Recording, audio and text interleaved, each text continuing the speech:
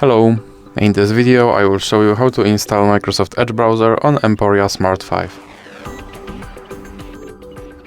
So you have to start with opening your Google Play Store, and now click on search bar and type in Edge and click search, and now click install.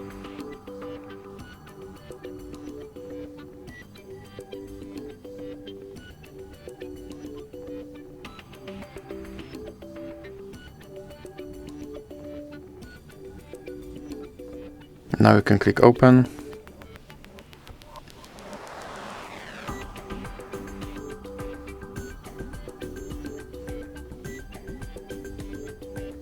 And here you can click skip introduction. And now you can set this browser as your default browser, or you can click not now. Here you can customize your homepage, or you can click not now. Now you can sign in to sync your data, or you can click not now. And here you have to confirm your data and privacy settings. Now you can try out Copilot, or you can click start browsing.